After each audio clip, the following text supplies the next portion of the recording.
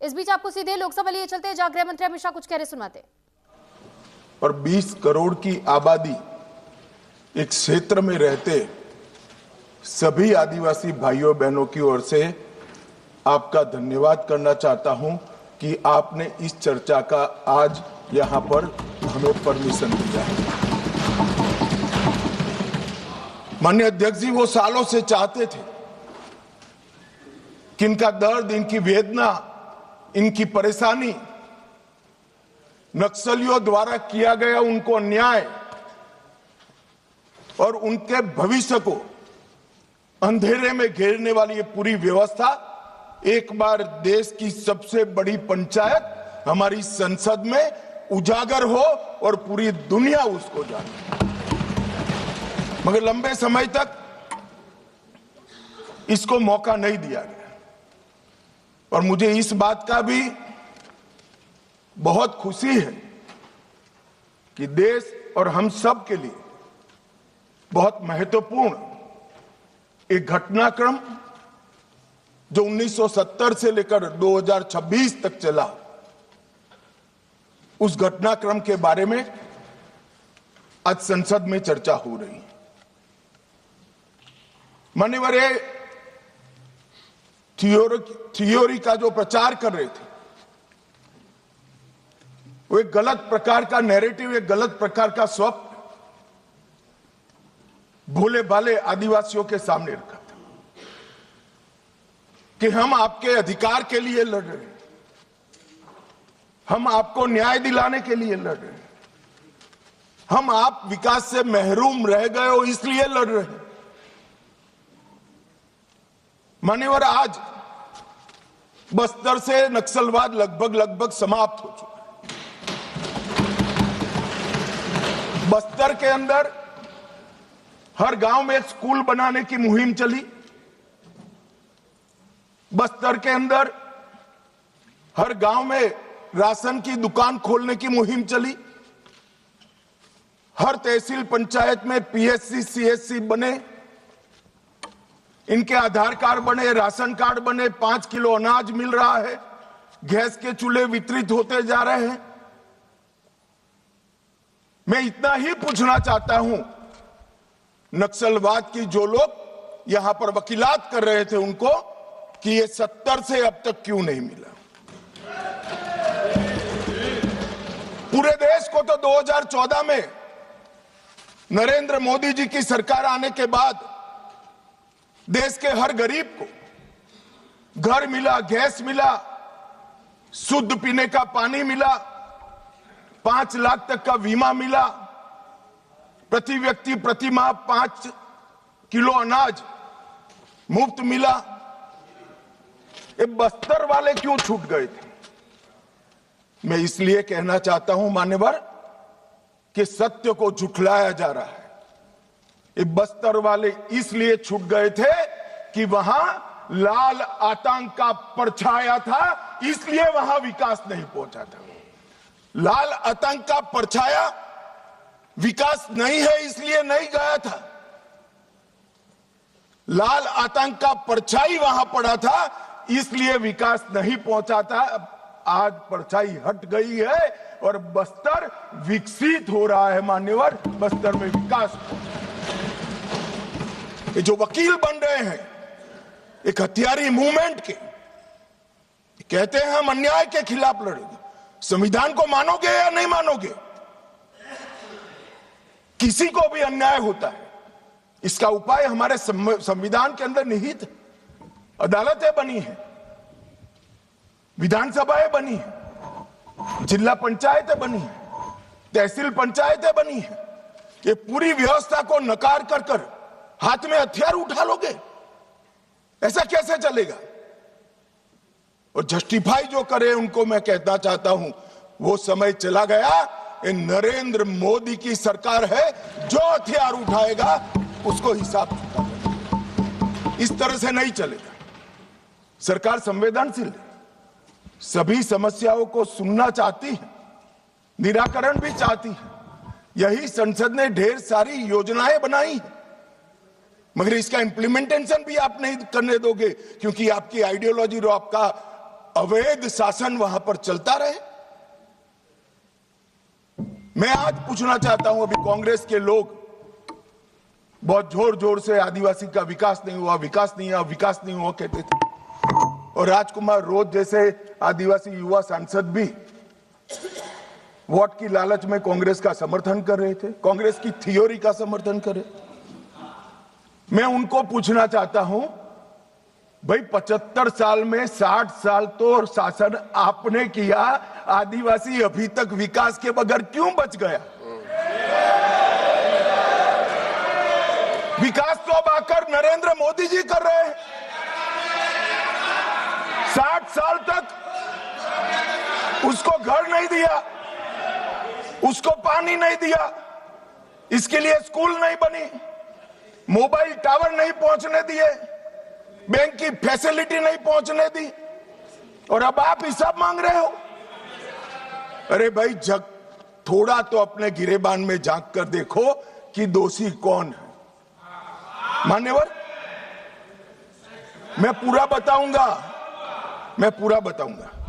मान्यवर, 12 राज्य, छत्तीसगढ़, तेलंगाना, आंध्र प्रदेश, ओडिशा, महाराष्ट्र, मध्य प्रदेश, झारखंड, बिहार, बंगाल, केरल, कर्नाटक का कुछ हिस्सा और उत्तर प्रदेश के 3 जिले, ये पूरा रेड कॉरिडोर बनाकर, और वहां कानून का शासन समाप्त कर दिया। 12 करोड़ लोग गरीबी के अंदर सालों तक जीते रहे, किसी ने चिंता नहीं की। हजारों युवाओं की मृत्यु हुई। एक एनजीओ की अगर मान ले तो इधर और साइड से 20,000 युवा मारे गए। कई पूरा जीवन दिव्यांग बन गए, अपाहिज बन गए, नर्क का जीवन जी रहे हैं, और उनके तक विकास भी नहीं पहुंचा। मान्यवर, कौन जिम्मेदार है इसके लिए? क्या इस देश की सबसे बड़ी लोकतंत्र की पंचायत ने क्षीर नीर कर इस पर चिंतन नहीं करना चाहिए, या अपने गढ़े गढ़ाई थियोरी लेकर घूमते रहना चाहिए? मैं बाद में बताता हूं कि नक्सलवाद का मूल कारण विकास की डिमांड नहीं है, एक आइडियोलॉजी है। जिस आइडियोलॉजी को अपने राष्ट्रपति पद का चुनाव जीतने के लिए 1970 से इंदिरा जी ने स्वीकार कर लिया, ये वामपंथी विचारधारा के कारण नक्सलवाद फैला।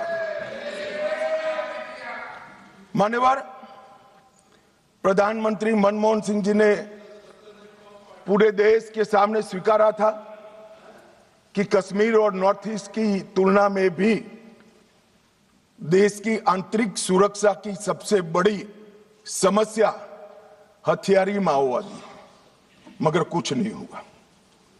मान्यवर, 2014 में परिवर्तन हुआ और मोदी जी के शासन के अंदर कई सारी वर्षों पुरानी समस्या का निराकरण हुआ।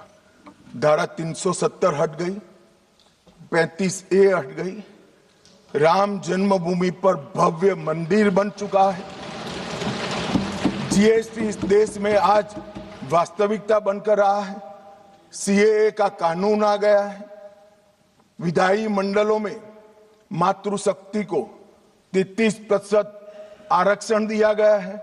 कई सारे बड़े काम जो आजादी के वक्त से इस देश की जनता चाहती थी कि कभी ना कभी हो, वो सारे काम नरेंद्र मोदी जी के 12 साल में हुए, और अब ये नक्सलवाद से मुक्त भारत की रचना भी नरेंद्र मोदी जी के शासन के अंदर ही हो रही है। ये 12 साल एक प्रकार के देश के लिए बहुत शुभंकर साबित हुए।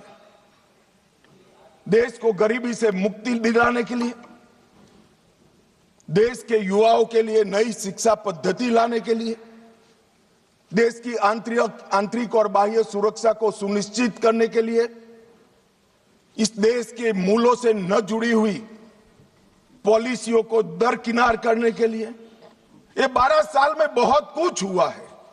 मगर मैं मानता हूं अगर कोई पॉलिटिकल साइंस का विद्यार्थी इसका रेटिंग करना चाहेगा कि ये सारी चीजों से सबसे बड़ा फायदा किस फैसले और किस सिद्धि से हुआ है, तो निसंकोच वो पॉलिटिकल साइंस का विद्यार्थी नक्सल मुक्त भारत को नंबर 1 पर रखने से जरा भी नहीं। मान्यवर, ये जो बड़ी घटना देश में आकार लेने जा रही है, उसका पूरा श्रेय, उसका पूरा यश हमारे सीएपीएफ के जवान, विशेषकर कोबरा और सीआरपीएफ के जवान, राज्य सरकारों की पुलिस, विशेषकर छत्तीसगढ़ राज्य पुलिस और डीआरजी के हमारे जवान और वहां के स्थानीय आदिवासी बासिंदों को जाता है। अगर उनका सहयोग ना होता तो दुनिया में कई रिकॉर्ड है, बड़े बड़े तानाशाह जब जनता साथ नहीं देती है तो डूम हिलाकर भागे हैं। मगर यहां पर आज वामपंथी उग्रवाद समाप्त होने जा रहा है, इसमें जनता का भी बड़ा साथ है।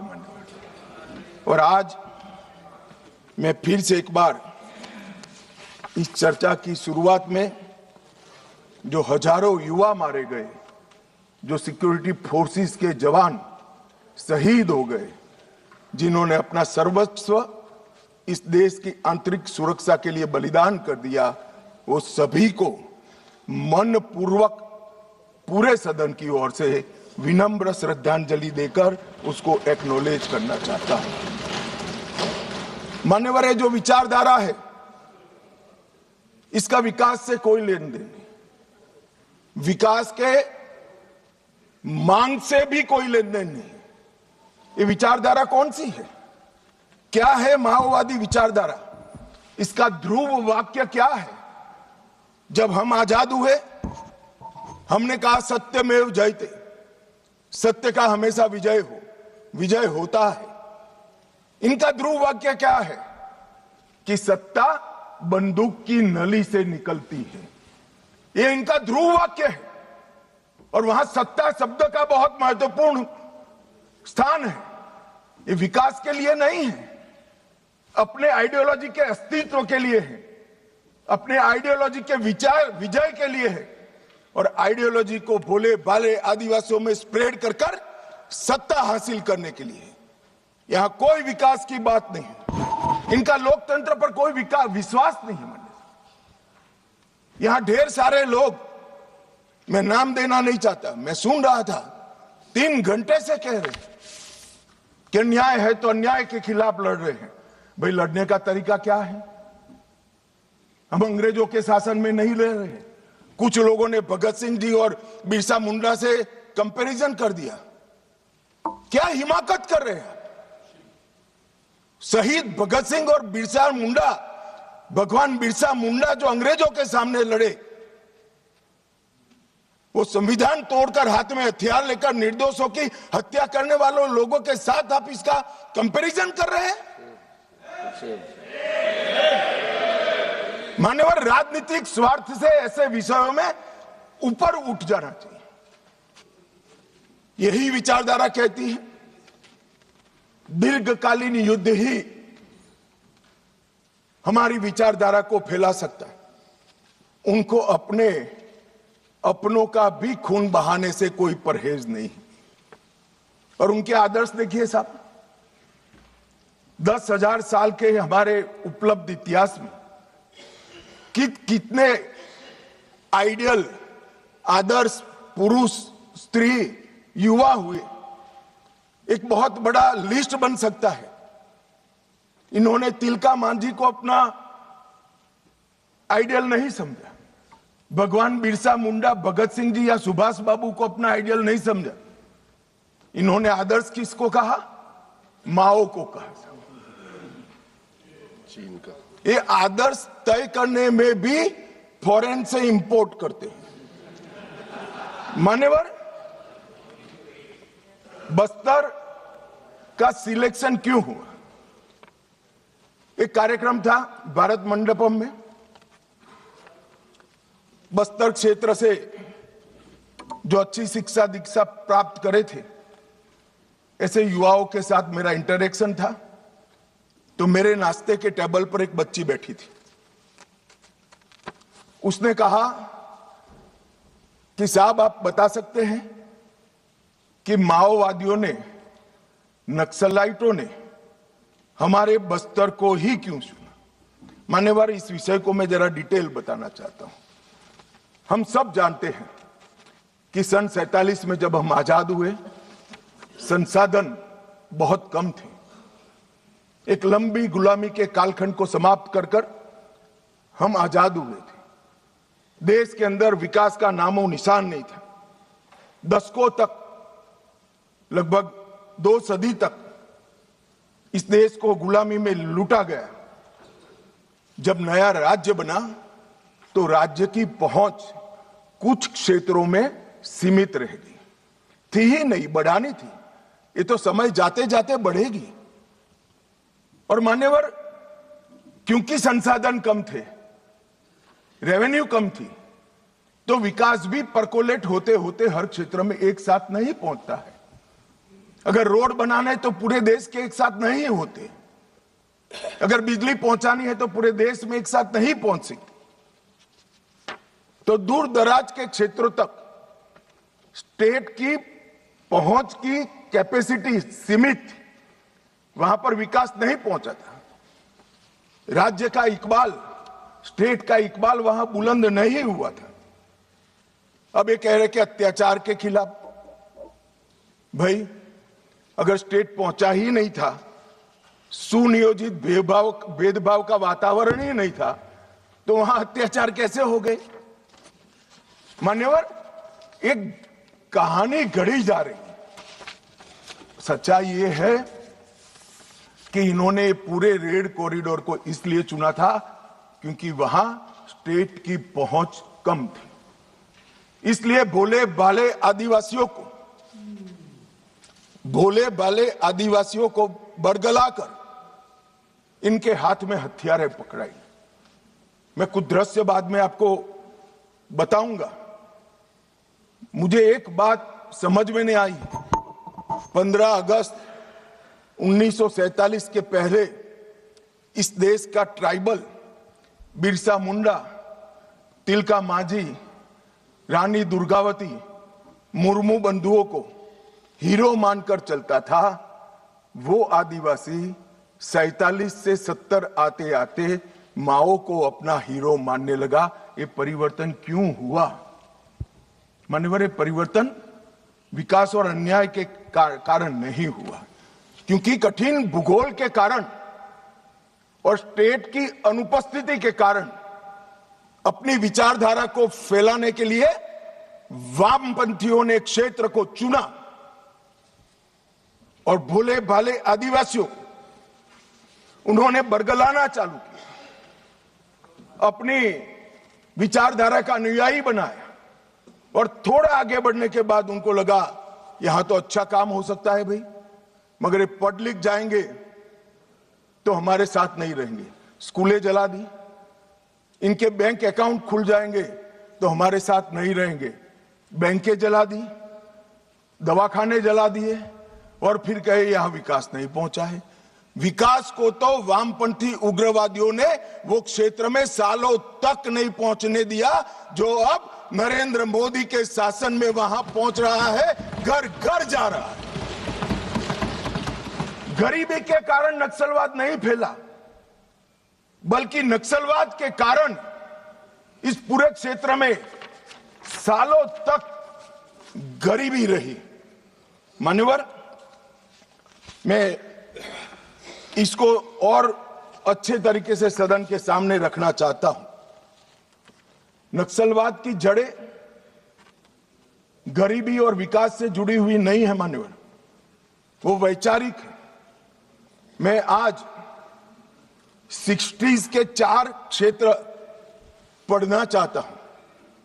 एक, नक्सलबाड़ी, साक्षरता का दर 35% था। बस्तर साक्षरता का दर 23% था।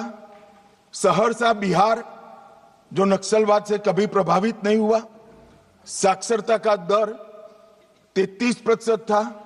और बलिया यूपी का नक्सलवाद से सटा हुआ, सोनभद्र से सटा हुआ जिला, वहां पर भी साक्षरता का दर 31% है।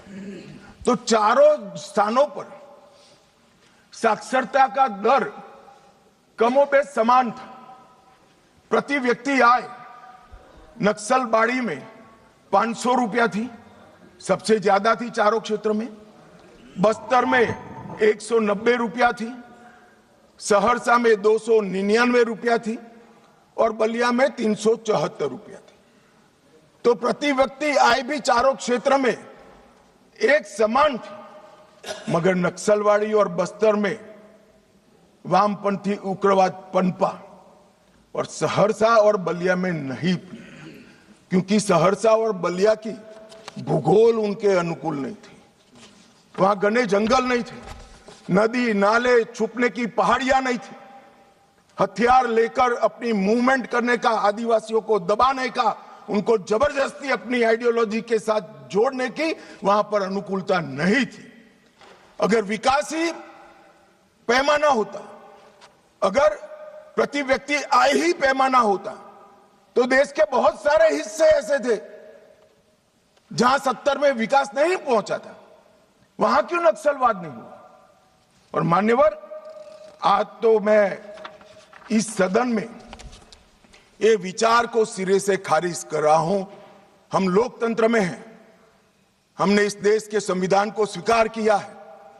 संविधान के माध्यम से ही आज इस महान सदन के हम सदस्य हैं। अन्याय किसी को भी हो सकता है, अन्याय किसी को भी हो सकता है, विकास कहीं पर भी कम ज्यादा हो सकता है। हम संवैधानिक रास्तों से हमारी लड़ाई लड़ेंगे या हाथ में हथियार लेकर निर्दोषों को मार डालेंगे? किस थियोरी का यहां से समर्थन हो रहा था, मैं नहीं समझ रहा। अगर आप धमकाना चाहते हैं कि ये होगा तो ये भी हथियार उठाएंगे, ये होगा तो ये भी हथियार उठाएंगे, ये डरने वाली सरकार नहीं है मान्यवर, सबके साथ न्याय करने वाली सरकार। किसी को भी अन्याय हो तो हथियार हाथ में उठा लेना, ये लोकतांत्रिक तरीका है क्या? हमारे संविधान के सारे बताए हुए रास्ते सारे कुंद हो गए, बंद हो गए? संविधान ने हर चीज की व्यवस्था की। मान्यवर, फिर से मैं एक बार नक्सलवाद की, ये तो आप पर निर्भर करता है मान्यवर। मैं आज इस बहस को देख रहे भारत के युवाओं के लिए नक्सलवाद की टाइमलाइन भी बताना चाहता हूं। मान्यवर, 1970 के दशक में नक्सलवाद की शुरुआत नक्सलबाड़ी से हुई, बंगाल से हुई। 1971 के एक ही वर्ष में 3620 हिंसा की घटनाएं वहां पर हुई। 80 का दशक आते आते पीपल्स वॉर ग्रुप बन गया और फिर ये महाराष्ट्र, मध्य प्रदेश, ओडिशा, मध्य प्रदेश जब मैं बोलता हूं तो पुराना मध्य प्रदेश, छत्तीसगढ़ और मध्य प्रदेश, ये 3 राज्यों में फैले। 90 के दशक में दुनिया भर में जैसे वामपंथी विचारधारा सिकुड़ती गई, यहां पर भी उग्रवादी गुटों में और वामपंथी पार्टियों में विलय शुरू हुआ और 2004 में 2 प्रमुख गुट मिल गए, सीपीआई माओवादी का गठन किया।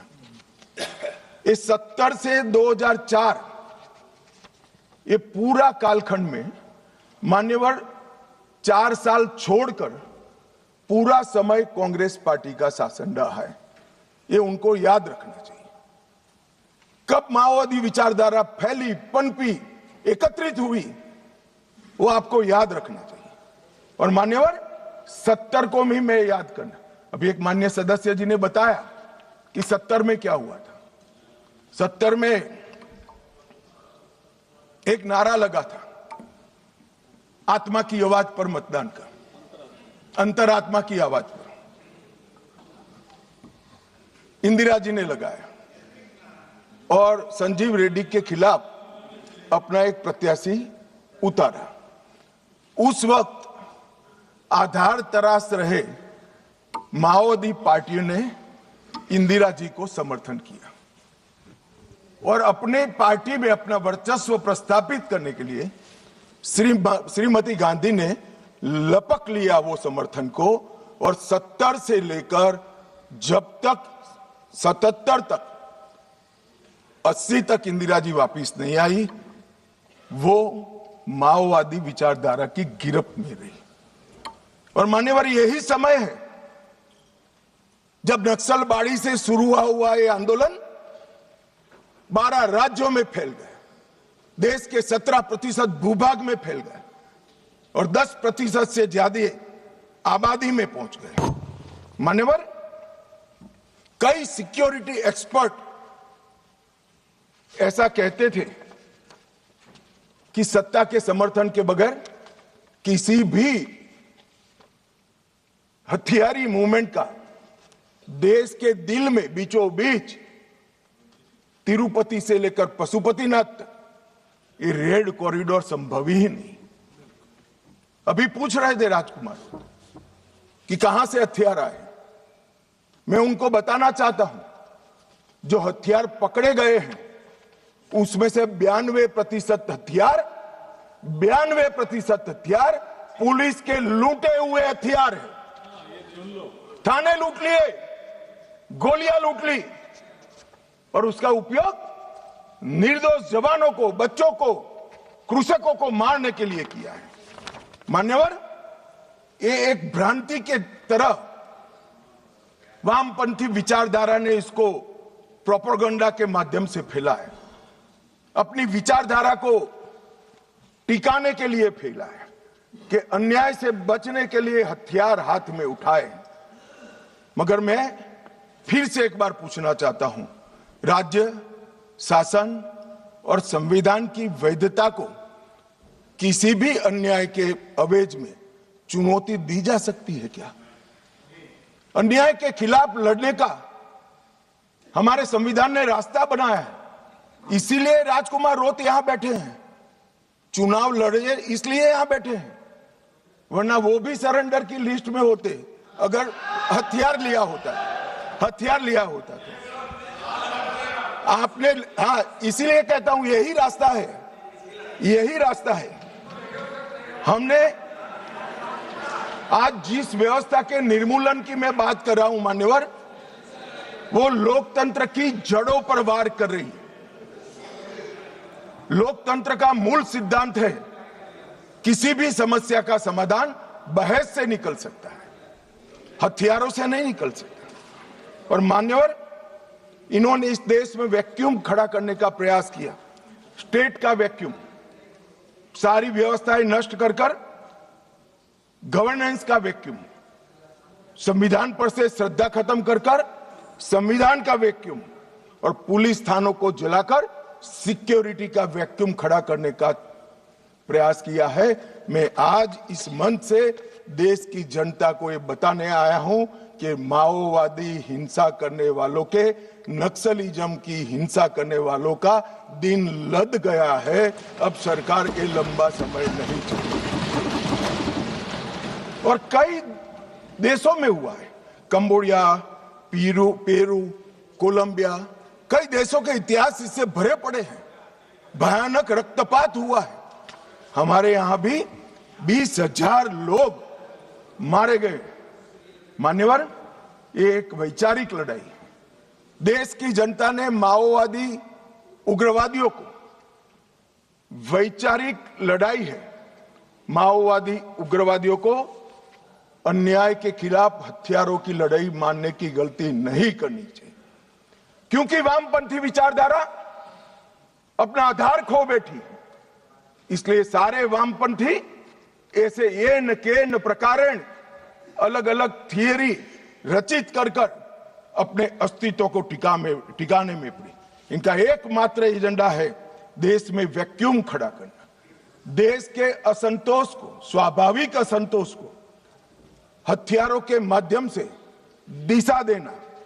स्टेट का वैक्यूम, गवर्नेंस का वैक्यूम, संविधान का वैक्यूम, सिक्योरिटी का वैक्यूम और रक्तपात, यही उनका उद्देश्य है जो अब सफल नहीं होगा। मानिए, और कई सारे भोले भाले ग्रामीणों को एनिमी इन्फॉर्मर बताकर फांसी पर चढ़ा दिया। कौन सी अदालत ने फांसी पर चढ़ाया? इन्होंने जनता अदालत के नाम से एक फारस खड़ा किया, जहां ना कोई वकील है, ना कोई जज है, वो स्वयं बैठे हैं, वो स्वयं फैसले करते हैं और फांसी दे देते हैं। इसका जस्टिफिकेशन करते हुए मैंने तो सुना है, मैं आज नाम देना नहीं चाहता वरना यहां से खड़े हो जाएंगे। मान्यवर, इसका जस्टिफिकेशन नहीं हो सकता। इस देश में संविधान का राज है, फैसला संविधान द्वारा, सरकारों द्वारा रचित अदालतों में ही हो सकता है। और अगर किसी को अन्याय होगा है तो उसके ऊपर त्रिस्तरीय न्यायिक प्रणाली है। उन्होंने पैरेलल गवर्नमेंट चलाई। गवर्नेंस का वैक्यूम कैसे चला? पैरेलल गवर्नमेंट चलाई। छत्तीसगढ़ के बस्तर में उनका होम मिनिस्टर होता था, उनका न्याय मंत्री होता था, उनका लूटे हुए अनाज को बांटने वाला खाद्य और आपूर्ति मंत्री होता था। एक जनता ने सरकार के नाम से एक भ्रांति खड़ी करी और मान्यवर, विकास की योजनाओं को इन्होंने रोकने का काम किया। इन्होंने संविधान और न्याय व्यवस्था को निशाना बनाकर संविधान का वैक्यूम खड़ा करने का। कोई चुनाव न लड़े, मतदान नहीं होने देंगे, सरपंच कोई नहीं होगा, तहसील पंचायत, जिला पंचायत का सदस्य नहीं होगा, विधायक वो चाहते हैं वो ही जीत कर आएंगे। किस प्रकार की व्यवस्था खड़ी करना चाहते हैं और इसका समर्थन कैसे हो सकता है? अब कह रहे बातचीत करो, जो कह रहे उनको मैं बताना चाहता हूं, मैं 50 बार कह चुका हूं सार्वजनिक मंचों पर, बस्तर में जाकर, बस्तर के हर तहसील में जाकर कह चुका हूं, हथियार डाल दीजिए, सरकार आपके पूरे पुनर्वसन की व्यवस्था करेगी, मगर हथियार नहीं डालेंगे। मान्यवर, हमारी सरकार का पॉलिसी है, चर्चा उसी से होती है जो हथियार डालता है, जो गोली चलाता है उसको जवाब गोली से ही दिया जाता है। ये हमारी सरकार का पॉलिसी है। हथियार डाल दो, मैं आगे बताता हूं कितने लोगों ने डाल दिए और अब पुनर्वसन कर रहे हैं।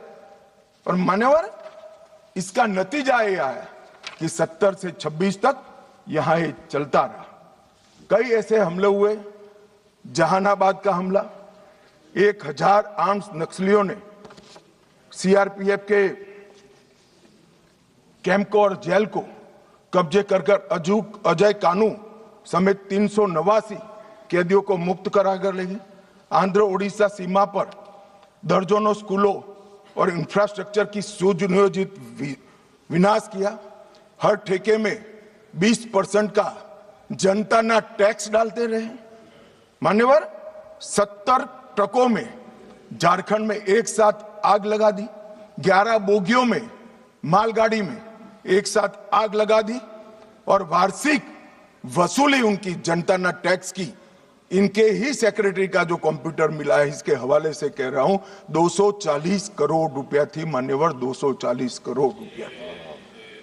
और इसको कैसे जस्टिफाई कर सकते, किस तरह से जस्टिफाई करते? मान्यवर, मैं आज ये नक्सलवाद मूल कहां से आया, परंतु हमारे देश के लिए वो किसी भी प्रकार से ऐसी स्थिति ही नहीं थी कि जहां इस प्रकार के साम्यवादी विचारधारा, लेफ्टिस्ट विचारधारा का पनपना हो पाए। मान्यवर, मैं 1905 से 1924 रूस में साम्यवादियों ने क्रांति करी।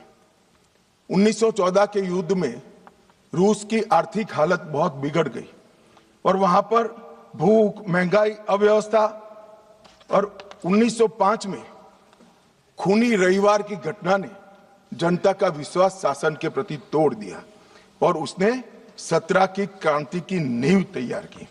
और मान्यवर, मजबूर होकर निकोलस द्वितीय ने गादी छोड़ दी, वहां पर एक वैक्यूम खड़ा हुआ और वैक्यूम को भरने के लिए वहां पर लेनिन की अध्यक्षता में साम्यवादी सरकार आई। इसी तरह से चीन में एक अव्यवस्था खड़ी हुई, करोड़ों किसानों गरीबी और भूखमरी से जीवन जी रहे थे और 1921 में कम्युनिस्ट चीनी पार्टी की स्थापना हुई। माओ उनके नेता बने। कम्युनिस्टों और कुओमिंटांग के बीच में जो वहां के सो कॉल्ड राष्ट्रवादी थे, राजा के वफादार थे, इनके बीच में युद्ध हुआ और 34-35 में एक लॉन्ग मार्च हुई और मान्यवर एक पीपल्स रिपब्लिक ऑफ चाइना की स्थापना 1939 में हुई।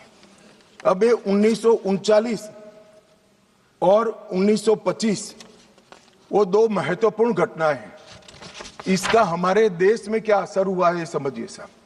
जैसे ही रसिया में साम्यवादियों की सरकार का गठन हुआ, यहां पर 1925 में सीपीआई की स्थापना हुई, कम्युनिस्ट पार्टी ऑफ इंडिया। अब ये जो समर्थक है उनको मैं पूछना चाहता हूं, रसिया में कम्युनिस्टों की सरकार बनी, उसी वक्त यहां सीपीआई बना, सीपीआई की स्थापना हुई, इसके बीच में कोई रिलेशनशिप है क्या? ये सोचने की बात है। रसिया की सरकार ने स्पॉन्सर कर दुनिया भर में कम्युनिस्ट पार्टी की रचना की, इसका एक हिस्सा हमारे यहां बना हुआ। अब जिस पार्टी की नींव ही किसी दूसरे देश की प्रेरणा से गई है, वो हमारे देश का भला कैसे सोचेंगे? इन्होंने तो अंग्रेजों का भी समर्थन किया था। 1964 में कम्युनिस्ट पार्टी मार्क्सिस्ट बनी। यह भी समझने जैसा है कि सीपीआईएम क्यों बना। मान्यवर 64 में 69 में 1969 में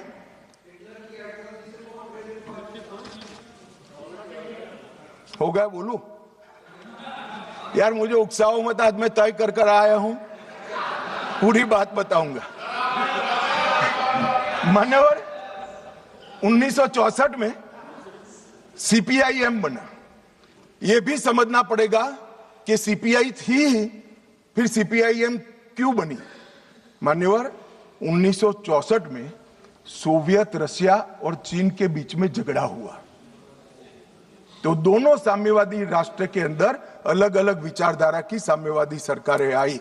जैसे अलग अलग विचारधारा की आई, तो यहां पर चीन की भी एक समर्थित पार्टी सीपीआई मार्क्सिस्ट खोल दी, जो अभी बोल रहे थे, अपने अमराराम जी बोल रहे थे।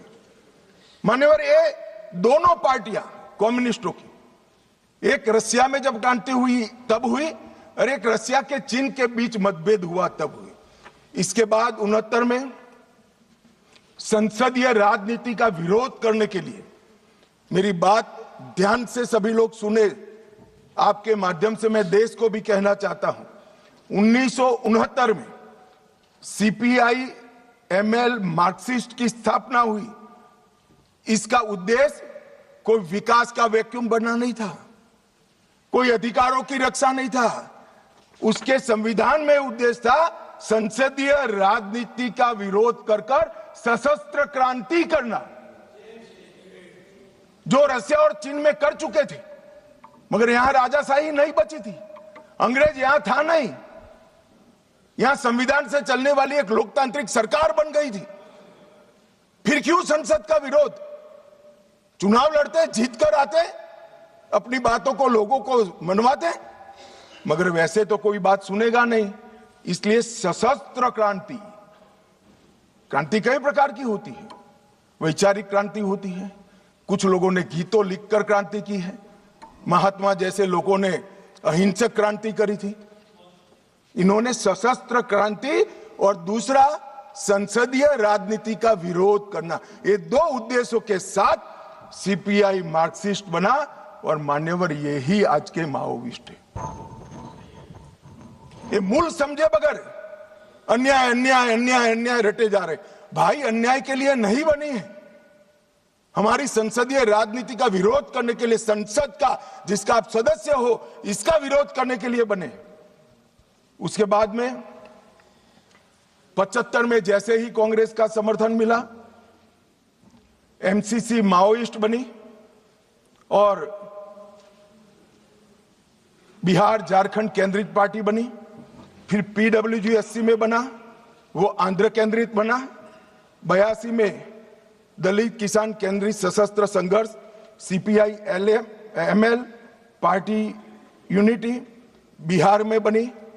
दलित किसान केंद्रित संघर्ष इनका उद्देश्य था।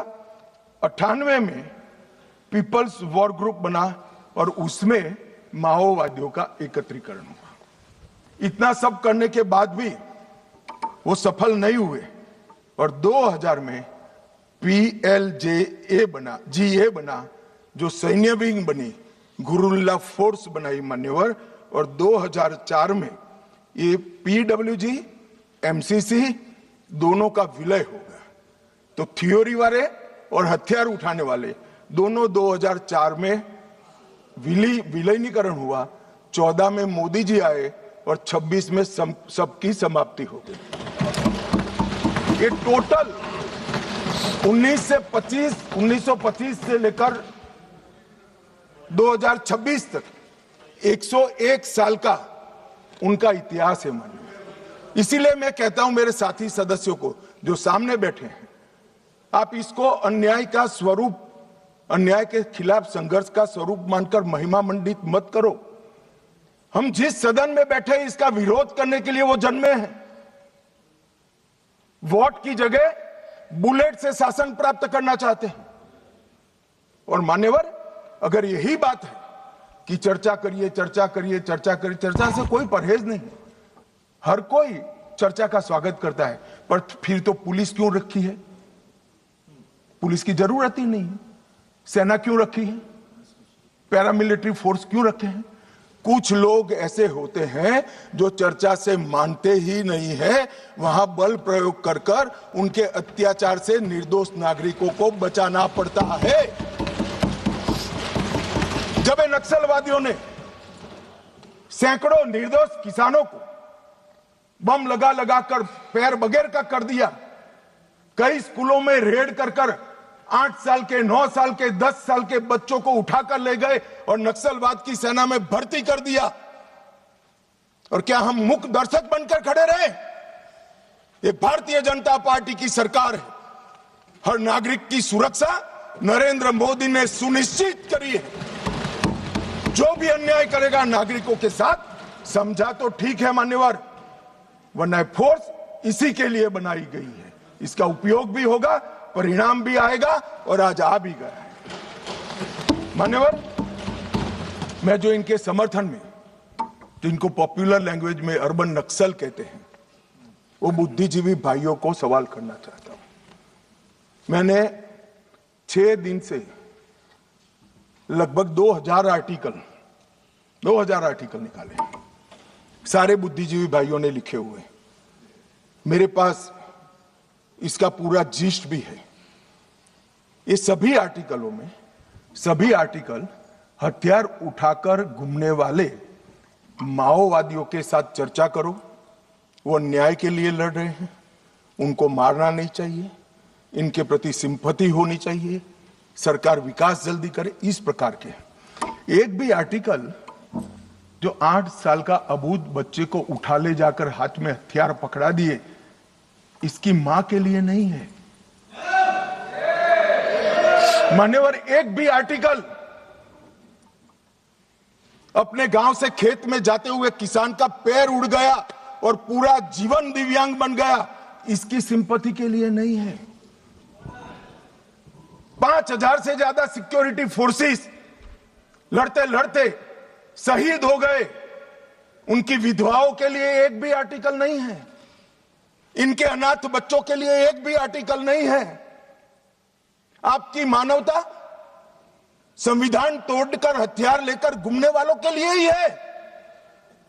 इनके हथियारों से जो नागरिक मारे जा रहे हैं, इनके लिए आपकी मानवता नहीं है। मानवता के दोहरे चरित्र को मैं स्वीकार नहीं करता मान्यवर। ये मानवतावादी नहीं है, नक्सलियों के समर्थक है।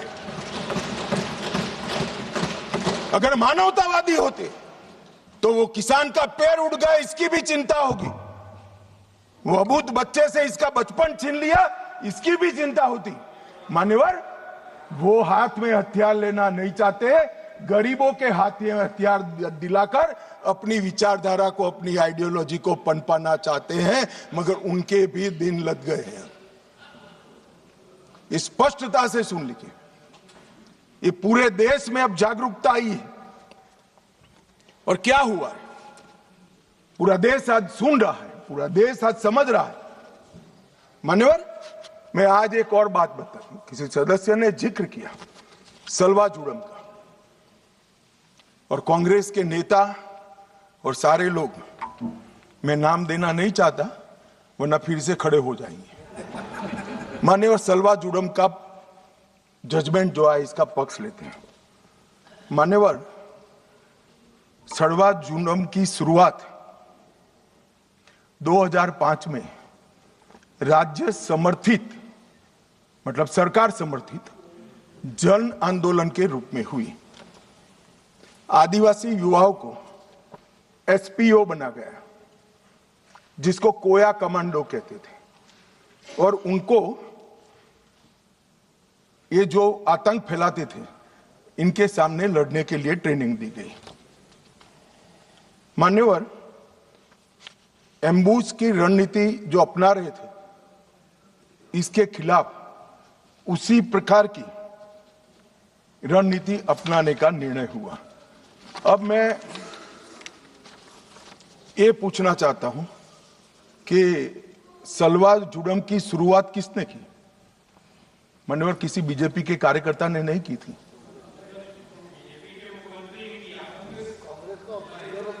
श्रीमान कर्मा ने किया था, जिनको नक्सलियों ने मौत के घाट उतार दिया, और वो कांग्रेस के नेता थे। मान्यवर, 5 जुलाई 2011 को सर्वोच्च अदालत ने नंदिनी सुंदर और अन्य लोगों ने एक विवाद दायर किया, और सुप्रीम कोर्ट ने जस्टिस सुदर्शन रेड्डी के नेतृत्व में तय किया कि नक्सलियों के खिलाफ राज्य की ये लड़ाई गैर कानूनी है, और तुरंत ही इनको हथियार वापस लेने का ऑर्डर कर दिया। परिणाम क्या हुआ मान्यवर? उनके हथियार वापस लिए गए, नक्सलियों के हाथ में हथियार थे, इन्होंने चुन चुन कर सलवा जुड़म में जुड़े हुए लोगों को मार दिया मान्यवर। और वही सुदर्शन रेड्डी विपक्ष का उपराष्ट्रपति पद के प्रत्याशी बने मान्यवर। कांग्रेस पार्टी जो कह रही ना हमारा क्या लेन देन है, ये लेन देन है। जो देश की कानून और व्यवस्था में मानता है वो सुदर्शन रेड्डी को कभी अपना प्रत्याशी नहीं बनाना चाहिए। मान्यवर, हमारे यहां न्यायतंत्र की व्यवस्था है, जो जज बनता है उसको तटस्थ माना जाता रहे, ये हमारे न्यायतंत्र की आत्मा है। मगर कोई व्यक्ति जज बनकर अपनी व्यक्तिगत आइडियोलॉजी का उपयोग कर कर, संवैधानिक कपड़े पहनाकर अपनी आइडियोलॉजी को ऑर्डर में कन्वर्ट कर कर हजारों बेगुनाह आदिवासियों की जान जाए ऐसा फैसला देता है, तो मैं ये जजमेंट की घोर निंदा करता हूं। और मैं उन लोगों की भी निंदा करता हूं जिन्होंने उनको वोट दिए, प्रत्याशी बनाए। मान्यवर, आइडियोलॉजी जनता के भले के ऊपर नहीं हो सकती।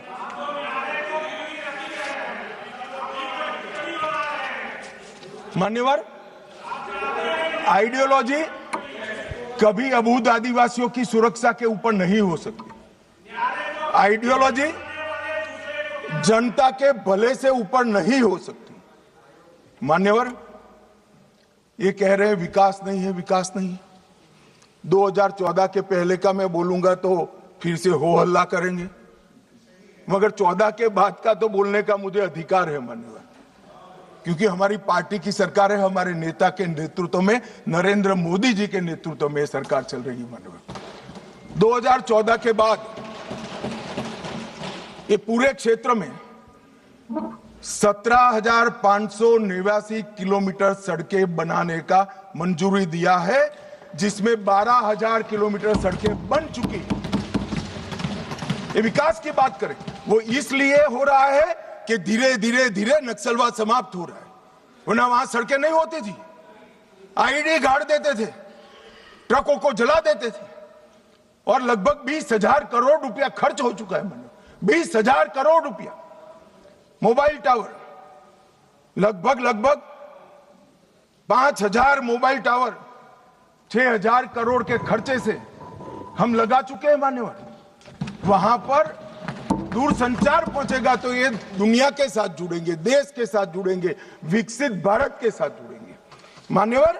2 अन्य योजनाओं में और 8,000 4G टावर बनाने का हुक्म नरेंद्र मोदी जी ने किया है। बाद में दिल्ली जितनी ही कनेक्टिविटी छत्तीसगढ़, महाराष्ट्र और तेलंगाना के आदिवासी क्षेत्र में होगी मान्यवर।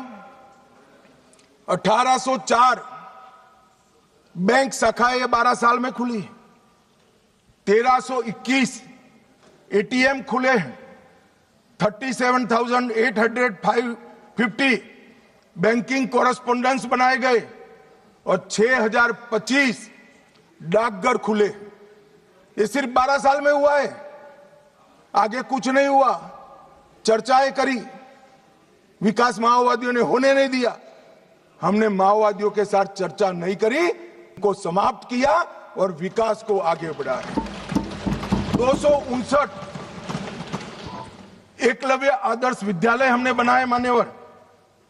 इसके साथ साथ 46 ITI, 49 SDC sickle development centre बनाए, 16 कौशल विकास केंद्र बनाए और लगभग इस सब में 800 करोड़ रुपया का और खर्चा ये 12 साल में हमने किया है। जगदलपुर छत्तीसगढ़ में जहां CSC PSC नहीं थे, वहां पर 240 बिस्तरों का सुपर स्पेशलिटी अस्पताल हमने बनाया। सिविक प्रोग्राम में 212 करोड़ के कार्य किए, जो स्वास्थ्य शिविर और दवाओं के जुड़े हुए हैं, और जनजातीय युवा एक्सचेंज के कार्यक्रम भी हमने बनाए। सिक्योरिटी के लिए, राज्यों की सहायता के लिए SRE लेकर आए, 10 साल में 3,000 करोड़ दिया। स्पेशल इंफ्रास्ट्रक्चर स्कीम लेकर आए और 5,000 करोड़ दिया। एक्सटेंडेड SIS योजना लेकर आए और 2,000 करोड़ दिया, और 4,000 करोड़ केंद्रीय निधि द्वारा क्रिटिकल पब्लिक इंफ्रास्ट्रक्चर, जैसे पानी की छोटे पानी की टंकी है, जोड़ने वाली पुलियां हैं, गांव के अंदर पंचायत घर बनाना है, इसके लिए 4,000 करोड़ रुपया दिया मान्यवर। ये क्यों हो पाया और 70 से अब तक क्यों नहीं हुआ था? कांग्रेस पार्टी करना नहीं चाहती थी, ऐसा नहीं है। करने जाते थे वो धमाके कर मार देते थे। हमने धमाके करने वालों को समाप्त किया, तो ये विकास अब हो रहा है और विकसित बस्तर की रचना मान्यवर हो रही है मान्यवर। अब मैं आ रहा हूं हथियारी माओवादियों के खिलाफ जो हमारे पैरामिलिट्री फोर्सेस ने जो अभियान चलाया, उस पर आ रहा हूं। 2014 के बाद क्या बदला मान्यवर? CAPF तो वही है, स्टेट पुलिस भी वही है। 2014 के बाद क्लियर पॉलिसी और स्ट्रांग पॉलिटिकल विल इस काम में जुड़ी। नरेंद्र मोदी जी ने यह स्पष्ट कर दिया, इस देश के किसी भी कोने में, चाहे कश्मीर हो, चाहे उत्तर पूर्व हो, चाहे वामपंथी उग्रवादी विस्तार हो, गैर कानूनी प्रवृत्ति नहीं चलेगी। इस पर कठोर हाथों से काम होगा। सेंटर और स्टेट के बीच में अलाइनमेंट हुआ। स्टेट की कैपेसिटी में गवर्नमेंट, गवर्नेंस और पुलिसिंग तीनों में हमने सुधार किया। सीएपीएफ और स्टेट पुलिस का समन्वय बढ़ाया। एक्शनेबल इंटेलिजेंस को नीचे तक परकोलेट करने की व्यवस्था की और जिम्मेदारियां भी स्पष्ट कर दी। मान्यवर, ऑल एजेंसी अप्रोच शुरू किया।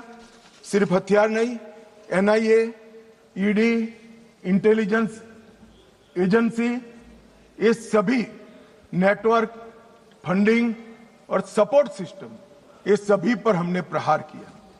इफेक्टिव सरेंडर पॉलिसी लेकर आए, बाद में मैं आंकड़ा बताता हूं।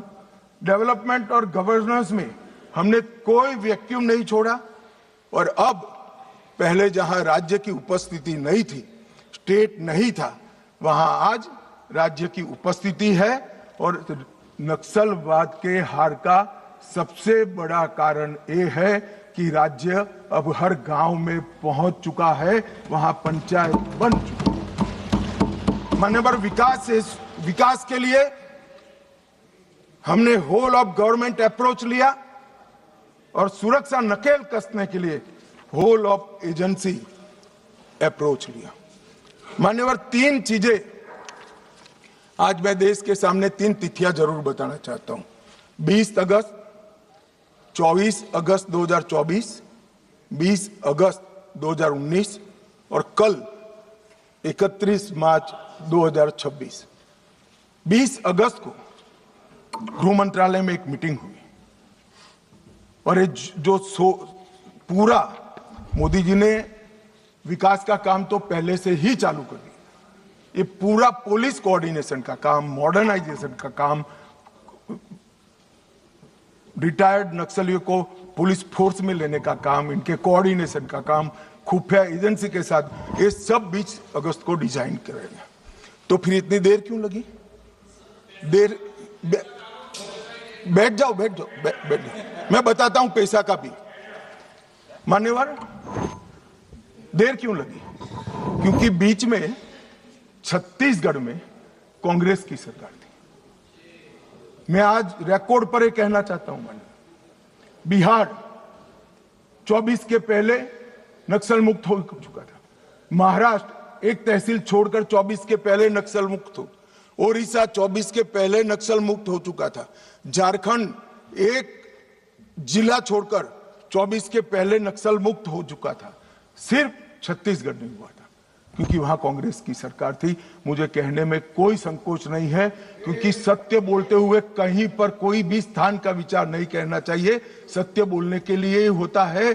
छत्तीसगढ़ कांग्रेस की सरकार ने नक्सलवादियों को बचा कर रखा था।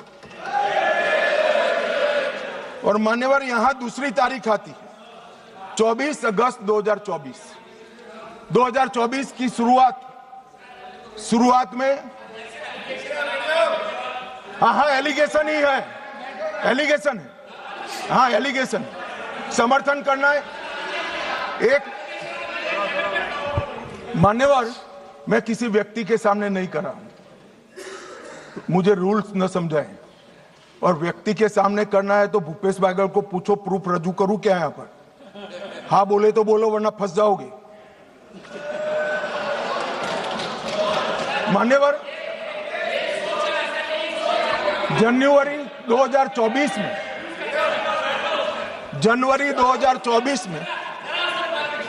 पूछ के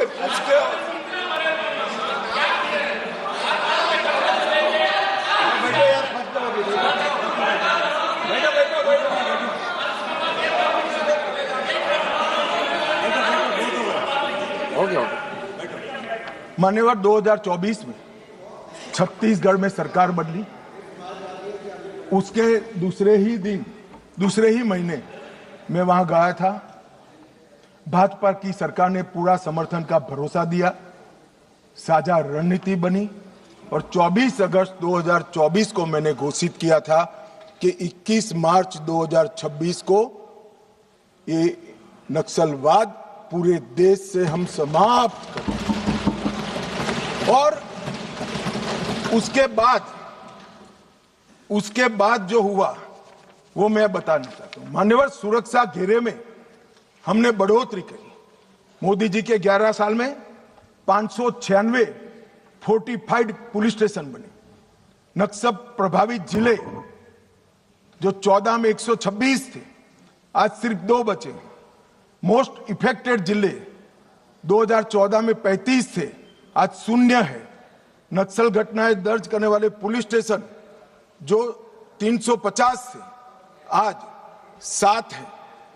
कैंप पिछले 6 साल में 406 नए सीएपीएफ के कैंप बनाए, 68 नाइट लैंडिंग हेलीपैड बनाए, 400 बुलेट प्रूफ ब्लास्ट प्रूफ गाड़ियां हमारे जवानों को दी गई, 5 अस्पताल हमारे जवानों के लिए बनाए गए और कम्युनिकेशन की सारी व्यवस्था चुस्त दुरुस्त कर दी गई। मान्यवर, परिणाम क्या हुआ? यहां बहुत सारे सांसदों ने कहा कि मारना नहीं चाहिए, वार्ता करनी चाहिए। मैं आंकड़े उनके लिए पढ़ रहा हूं। 24, 25 और 26 इसका संयुक्त आंकड़ा मान्यवर में पढ़ता हूं। मारे गए नक्सली 3 साल के अंदर 26 के अब तक मार्च तक 706 नक्सली मुठभेड़ में मारे गए। गिरफ्तार कितने हुए मान्यवर? 2218 गिरफ्तार हुए। उनको पकड़कर हमने जेलों में डाला है, अदालतों की शरण में ले गए और आत्मसमर्पण कितना किया? 4839 लोगों ने आत्मसमर्पण किया। और आप हमें संवाद की बात कर रहे हो? 4839 सरेंडर हुए हैं, 2218 जेल में गए हैं और सिर्फ 706 जो सरेंडर होने नहीं देते थे, इनको बैन में रखा था, उनको पुलिस ने मुठभेड़ में मार गिराया। और मैं कहता हूं शासन का यही अप्रोच होना चाहिए। जो वार्ता करना चाहता है उसके साथ वार्ता करनी चाहिए, और जो हमारे जवानों पर, किसानों पर, आदिवासियों पर, बच्चों पर गोली चलाता है उसका जवाब गोली से देना चाहिए। यही शासन का रूल होता है, यही शासन का नियम होता है। मान्यवर, हमने संवाद, सुरक्षा और समन्वय तीनों का उपयोग किया है। नवीनतम टेक्नोलॉजी का उपयोग कर रहे हैं, सटीक निगरानी और ढेर सारे टेलीफोन बिलों का विश्लेषण करा है। Location tracking system, mobile phone की गतिविधियां, scientific call logs, social media analysis, forensic और तकनीकी संस्थानों की सहायता लेकर ये पूरे अभियान का हमारे गृह मंत्रालय ने नेतृत्व किया है। ड्रोन सर्वेलेंस, सैटेलाइट का उपयोग, इमेजिंग टेक्नोलॉजी और आर्टिफिशियल इंटेलिजेंस आधारित डेटा एनालिसिस से ये सफलता मान्यवर प्राप्त हुई है। मान्यवर, कई ऐसे अभियान भी चले जिसने बड़े बड़े क्षेत्र क्लियर कर दिए। अगर मैं नहीं बोलता हूं तो हमारे जवानों के लिए अन्याय हो जाएगा। ऑपरेशन ऑक्टोपस 2022 में चला, बूढ़ा पहाड़ क्षेत्र में बिहार में चला। Operation double would Gumla, Lohardaga और लातेहार जिलों में चला। 8 से 25 फरवरी तीनों जिले नक्सलवाद से मुक्त हो गए। 2022 में चला। ऑपरेशन थंडरस्टॉर्म झारखंड के सरायकेला, पश्चिमी सिंहभूम और खूंटी जिले में 1 से 3 सितंबर 22 में चला। ऑपरेशन भीमबंद मुंगेर जिले के जून व जुलाई 22 में चला। ऑपरेशन चक्रबांधा बिहार के गया और औरंगाबाद जिलों में 22 में चला। और ये सारे एरिया मान्यवर इससे मुक्त हो गए। मान्यवर, एक ऑपरेशन की ओर मैं विशेष ध्यान दिलाना चाहता हूं सदन का। ऑपरेशन ब्लैक फॉरेस्ट तेलंगाना और छत्तीसगढ़ की सीमा में 50 किलोमीटर लंबी और 37 किलोमीटर चौड़ी एक पहाड़ी है। ये पहाड़ी पर इन्होंने अपना एक परमानेंट कैंप बनाया था। 5 साल लड़ सके, इतना असला, इतने हथियार, सोलार से वहां लाइट की व्यवस्थाएं, ढेर सारी आईडी बनाने की फैक्ट्रियां और 5 साल का अनाज वहां पर भरा था। 400 से 500 कैडर वहां पर एकत्रित थे। और मान्यवर, मैं आज बड़े संवेदनशीलता के साथ कहना चाहता हूं कि बहुत गर्मी थी मान्यवर, 45 डिग्री टेम्परेचर पहाड़ पर था, पत्थर 10 बजते बजते गर्म हो जाता था, शरीर में से 2 लीटर 3 लीटर पसीना बह जाता था। हम जवान को पीने के लिए रेशनिंग में 300 ग्राम पानी देते थे। जवानों ने उफ नहीं की मान्यवर। 21 दिन तक ऑपरेशन चला, 30 से ज्यादा माओवादी मारे गए, बाकी सारे नीचे उतरते ही पुलिस के साथ मुठभेड़ों में मारे गए या सरेंडर किए, और ये पूरा असला हमने जब्त कर लिया। इसी ने महाराष्ट्र, छत्तीसगढ़ मतलब बस्तर और तेलंगाना में माओवादी आंदोलन का अंत कर। मैं आज भी बड़ी विनम्रता के साथ और बड़े भाव के साथ सीए बोलता हूं, सुनिए ना, आगे सुनिए ना भाई। मान्यवर, बड़ी विनम्रता के साथ और बड़ी संवेदनशीलता के साथ कोबरा, सीआरपीएफ, डीआरजी और छत्तीसगढ़ पुलिस को मन पूर्वक इस सदन में सैल्यूट करना चाहता हूं मान्यवर। इन्होंने अमानवीय धैर्य का उपयोग कर कर इनके किले को तोड़ा है। वैसे ये कह रहे हैं ग्रेहाम का भी रोल है, मगर हमें तेलंगाना सरकार ने ऊपर आने से ना बोल दी थी कि हम ऊपर नहीं आएंगे, ये नीचे आएंगे तो हम इनको रोकेंगे। इसके लिए धन्यवाद। जो नीचे आए इसको रोका है, ऊपर नहीं आए मान्यवर।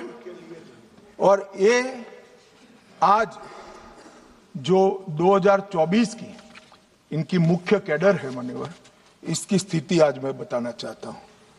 सेंट्रल कमेटी मेंबर और पोलिट ब्यूरो मेंबर 2024 की शुरुआत में कुल 21 थे। मेरी बात ध्यान से सुनिएगा, ये इनकी पार्टी का केंद्रीय नेतृत्व है। 21 थे, एक पकड़ा गया है, 7 सरेंडर हुए हैं, 12 मारे गए हैं और एक फरार है, उसके साथ भी वार्ता चल रही है। मुझे लगता है वो भी जल्दी सरेंडर कर देंगे।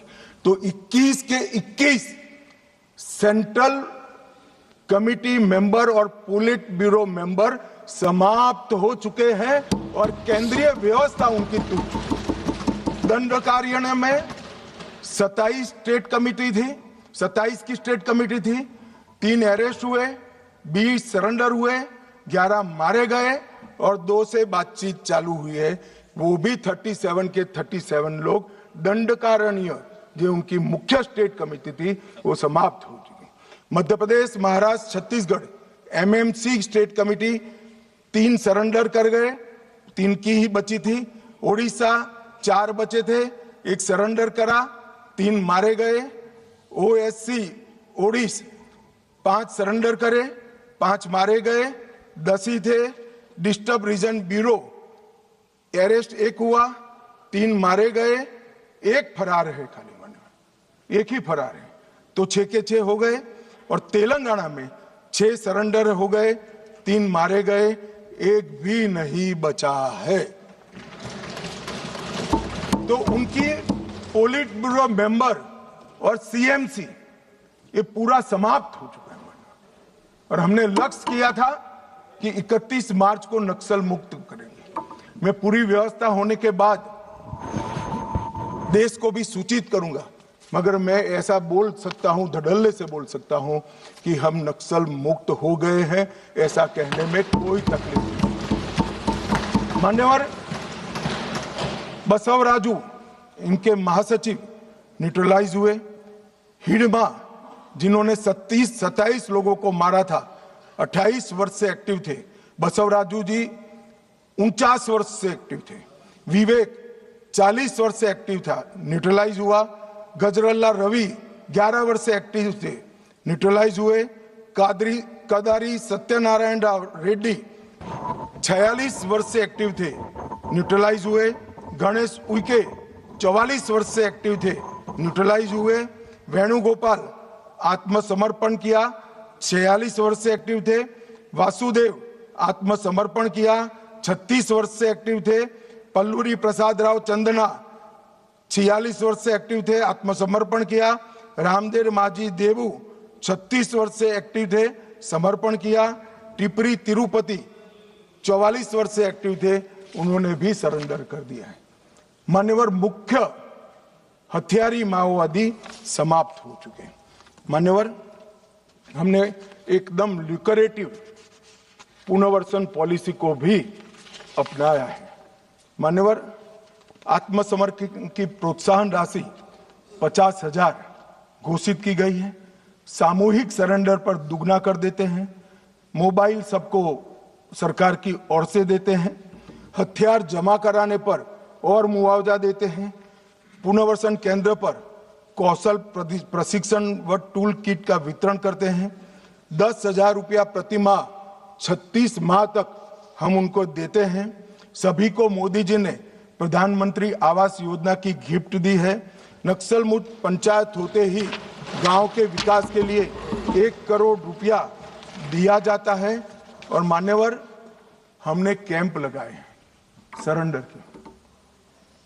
मैं आज इस सदन को बड़े संवेदनशीलता के साथ बताना चाहता हूं, मैं गया हूं वो कैंपों में। मान्यवर, कई सारी स्वयंसेवी संस्थाएं वो कैंप में सालों तक हथियार लेकर घूमने वाले नक्सलियों को सामान्य मानवीय नागरिक बनाने का प्रयास करें। वहां जाते हैं साहब, आंख में आंसू हो जाए ऐसे दृश्य खड़े होते हैं। किसी नक्सली बच्ची को नेल पॉलिश देते हैं तो लगाते लगाते रो पड़ती है। इसके ट्यूटर उसको पूछते हैं, क्यों रो रही हो? कि पहली बार मैंने जीवन में नेल पॉलिश लगाया है। 7 साल की थी, ये मुझे उठा ले गए, तब से पैंट शर्ट और बूट में घूम रही हूं। मैंने जीवन को कभी देखा नहीं। मान्यवर, लिपस्टिक लगाते लगाते वो रो पड़ते। मेहंदी हाथ में लगती है, उनकी खुशी का कोई ठिकाना नहीं रहता। वहां पर बस्तर में मान्यवर साप्ताहिक बाजार लगते हैं। उनके माँ बाप को मिलने के लिए ले जाते हैं। खुद तो माँ बाप के आशीर्वाद लेते हैं और नए जीवन की आशीर्वाद मांगते हैं। कुछ लोग माँ बाप को पीटने लगते हैं, क्यों दे दिया हमने नक्सलियों को, हमारा जीवन बर्बाद कर दिया। 25-25, 30-30 साल तक न पढ़े न लिखे, निरक्षर रहे, खाना नहीं मिला, पशुओं की तरह दौड़ते रहे, ना रात देखा ना दिन देखा, पूरा जीवन ही इनका तबाह हो गया। और जिसको भी ये नक्सलवादी हिंसा अन्याय का सामना लगती है, मेरे सबसे करबद्ध निवेदन है, एक कैंप में जाकर 2 रात बिताइए, आपको मालूम पड़ेगा ये नक्सलवादियों ने क्या किया। और यहां बैठकर फैशनेबल तरीके से इनका पक्ष लेना, कि इनकी सुनो, इनसे चर्चा करो, बहुत सरल है किसी के पास जवाब? ये 15,000 बच्चों के जीवन बर्बाद कर दिए, कौन जिम्मेदार है किसी के पास जवाब? क्या सारे बुद्धिजीवी अर्बन नक्सल जाकर देखिए कैंप में आपने क्या किया है। आप तो इसी चैम्बर में बैठकर कोर्ट के प्रोटेक्शन के अंदर आर्टिकल लिखते रहते हैं। वहां जीवन के जीवन उजड़ गए हैं और किसी को परवाह नहीं है। अपने आप को ह्यूमन राइट का चैंपियन मानते हैं। मैं पूछना चाहता हूं, 32 साल की आयु तक मेहंदी न लगाने वाली बच्ची के ह्यूमन राइट का कौन चिंता करेगा? मान्यवर, उसकी चिंता नरेंद्र मोदी करेंगे और कोई। इनका अधिकार जो छीन लिया है, इसका हिसाब कभी न कभी देना पड़ेगा। मैं तो जन्म से हिंदू हूं मान्यवर, कर्मों में मानता हूं। जिन्होंने भी शब्द से भी प्रचिन्न समर्थन नक्सलाइटियों का किया है, वो सब इस पाप के इतने ही भागीदार है जितना बंदूक लेकर घूमे। मान्यवर, इनकी नौकरी और रोजगार के लिए हमने ढेर सारे प्रयास किए हैं। मान्यवर, कौशल केंद्र बनाए हैं, 12वां इनके बच्चों के लिए 12वीं तक की मुफ्त शिक्षा करी है। महिलाओं को 2 लाख का और पुरुषों को 5 लाख का ऋण की व्यवस्था है। वहां बस्तर ओलंपिक और बस्तर पंडुम, इसके माध्यम से संस्कृति और खेल का हम बढ़ावा कर रहे हैं। और वहां पर अब 1,20,000 कलाकारों ने बस्तर पंडुम में भागीदारी ली और 5,50,000 आदिवासी खेल खेले। मेरा तो विपक्ष के सभी उन सदस्यों से विनती है कि जो इसको न्याय की लड़ाई कहते हैं, वो बस्तर पंडुम और बस्तर ओलंपिक में जाएं। मान्यवर, मेरे घर पर जिनके पैर उड़ गए, हाथ कट गए, आंख चली गई, ऐसे लोग आए थे, नाश्ता किए थे। मैं जानता हूं उनकी वेदना। राष्ट्रपति जी ने भी उनको बुलाया था। कभी 1 घंटा तो उनके लिए निकालो भाई। इन पर जुर्म डालने वाले को लिए भाषण करने के लिए आपके पास बहुत समय है। वो जुर्म का परिणाम देखने के लिए 1 घंटा निकालिए, ऐसा मेरा निवेदन है। मान्यवर, आज मैं यहां पर अंत में 2070 से नक्सली आतंक क्यों चला, इसके तय में भी जाना चाहता हूं। मान्यवर, जब मनमोहन सिंह की सरकार बनी तब एक एनएसी बनी थी, नेशनल एडवाइजरी काउंसिल। पीएम की काउंसिल ऑफ मिनिस्टर तो हमने सुनी थी, पार्लियामेंट में बहस के दरमियान सदस्य एडवाइस दे वो भी सुना था। एक नई national advisory council, extra constitutional forum खड़ा किया गया जो देश के कानून बनाता था। इस फोरम में कौन था मान्यवर? सोनिया जी इसकी अध्यक्ष थी, हर्ष मंदर इसके सदस्य थे। उनके एनजीओ अमन वेदिका में शीर्ष नक्सली नेता की पत्नी को जिम्मेदारी दी गई थी और रिकॉर्ड है कि वह उन नक्सलियों में शामिल थी जिन्होंने अपहरण के केस अर्बन एरिया में किए थे। और मान्यवर, एनएसी देश का नीति निर्धारण करती थी। रामदयाल मुंडा वो कहते थे नक्सल ऑपरेशन जरूरत से ज्यादा कठोर है। ये प्रच्छिन्न समर्थन ने ही नक्सलियों की हिम्मत बढ़ाई। Shabnam Hashmi, Ram Puniyani, Usha Ramanathan, NC Saxena, Jean Dreze, Farah Naqvi और मान्यवर एक विनायक सेन, वो 2010 में अदालत द्वारा दोषी पाए गए, फिर भी प्लानिंग कमीशन की हेल्थ स्टीयरिंग कमेटी और ऐसे महत्वपूर्ण पदों पर उनको रखा गया। और जयराम रमेश ने एक महेश राउत को, जो नक्सली था, उसकी रिहाई के लिए तत्कालीन कांग्रेस के मुख्यमंत्री को पत्र लिखा था। और मान्यवर, ये नंदिनी सुंदर, रामचंद्र गुहा, EAS शर्मा, ये सारे लोग सलवा जुडम के केस के साथ भी जुड़े थे। मान्यवर, जब देश के सर्वोच्च सत्ता के केंद्र सरकार की एक एक्स्ट्रा कॉन्स्टिट्यूशनल अथॉरिटी जो पीएम के भी ऊपर थी, इसके सदस्य अगर नक्सलवाद के समर्थक हो तो आप मुझे बताइए मान्यवर, किस तरह से नक्सलियों का हौसला टूटेगा, कैसे टूटेगा? और एक कांग्रेस पार्टी ने किया था। ये भाग नहीं सकते मान्यवर, ये तो इतिहास है। और जो लोगों को विरोध है मेरी बात की, कल आने वाले दिनों में सैकड़ों पुस्तकें लिखी जाएगी जो आपके कारनामों से भरी हुई होगी। कैसे भागोगे? लोकतंत्र के अंदर किसी का आवाज दबाया नहीं जाता। मान्यवर, 2011 में मनमोहन सिंह जी ने prime minister rural development fellowship launch की। मान्यवर, उनका काम युवाओं को एक्सपोजर देना था। इसमें एक महेश राउत फेलो बने, जो महाराष्ट्र पुलिस के नक्सलियों के साथ संबंध के चलते महाराष्ट्र पुलिस के केस में जेल में गए। अब प्राइम मिनिस्टर ऑफिस ने की हुई prime minister rural development fellowship जब लॉन्च हुई तो उसका एक बेनिफिशियरी नक्सलवादी है, तो नक्सलवादियों के हौसले भला कैसे टूटेंगे? मान्यवर, 2010 गृह मंत्री चिदम्बरम जी ने एक वक्तव्य दिया। चितलनार छत्तीसगढ़ में एक साथ 76 जवानों को मार दिया।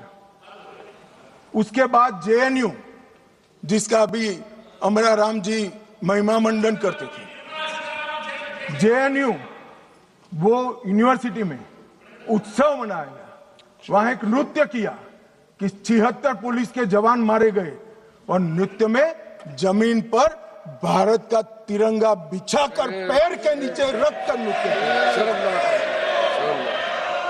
इसका समर्थन ये मान्यवर करते हैं।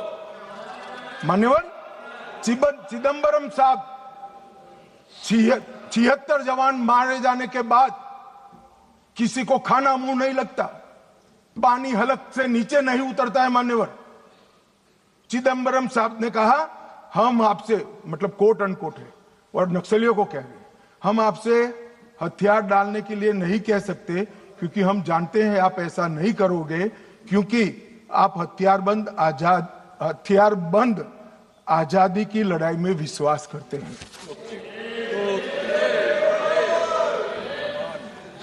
मान्यवर किस प्रकार से यह देश चला है और पूरे तालाब में पानी भरा है, इसमें गोता लगाते हैं और कपड़े भिगोए बगैर बाहर निकलते हैं। हमने तो कुछ किया ही नहीं, मैंने तो ऐसा जादूगर देखे नहीं है। तालाब में गोता लगा दे आदमी और बाहर निकले, एक भी कपड़ा भीगा ना हो और कहेंगे मैं तो निर्दोष हूं, मैं गया ही नहीं, मैं तो बोला भी नहीं, चाला भी नहीं। एक कमाल जादू आता है। मान्यवर मैं अब उनके नेता की बात करना चाहता हूं, राहुल गांधी जी की। राहुल गांधी जी अपने लंबे राजनीतिक करियर में कई बार नक्सलों और उनके हमदर्दों के साथ देखे गए। भारत जोड़ो यात्रा में कई नक्सल फ्रंटल संगठन हिस्सा लिए, इसका रिकॉर्ड है। 2010 में उड़ीसा में लाडो सिकोका के साथ मंच साझा किया। सिकोका ने उसी मंच से भड़काऊ भाषण दिया और राहुल गांधी को माला भी पहनाई। 2018 में हैदराबाद में गुम्माडी विट्ठल राव उर्फ गद्दार से मुलाकात की, जो विचारधारा के करीब रहे। मई 25 कोऑर्डिनेशन कमेटी ऑफ पीस, मान्यवर 2025 कोऑर्डिनेशन कमेटी ऑफ पीस, इसके साथ मुलाकात की। मान्यवर आज हिड़वा जब मारा गया, मान्यवर 172 जवानों को मारने वाला हिड़वा जब मारा गया, इंडिया गेट पर नारे लगे, कितने हिड़वा मारोगे, हर घर से निकल लेंगे हिड़वा। ये वीडियो को राहुल गांधी ने स्वयं ट्वीट किया है। कैसे बच सकते हैं?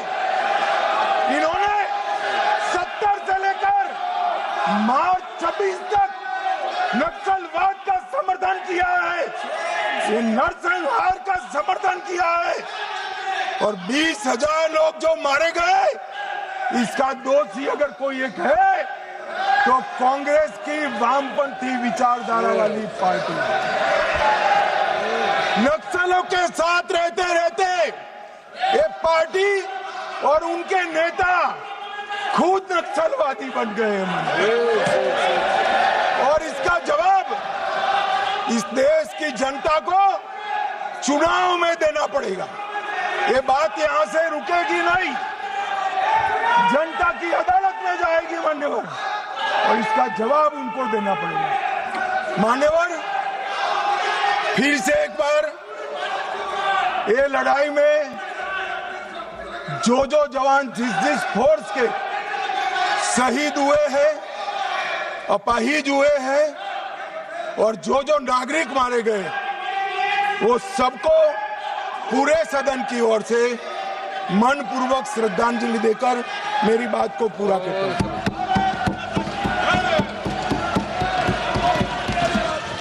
सभा की कार्रवाई दिनांक 1 अप्रैल 2026 को प्राप्त 11 बजे तक के लिए स्थगित की जाती है।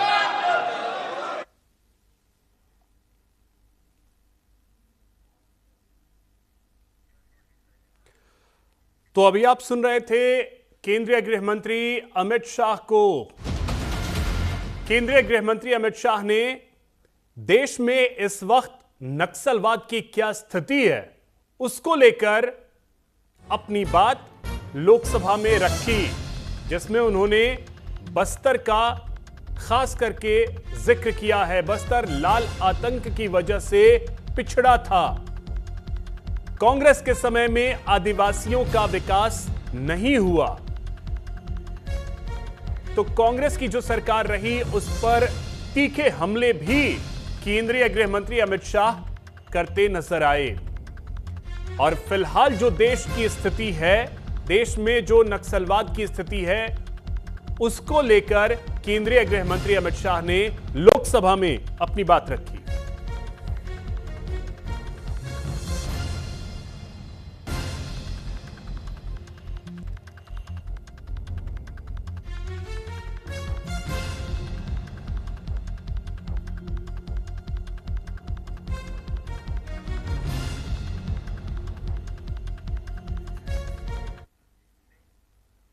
फिलहाल यहां रुकेंगे।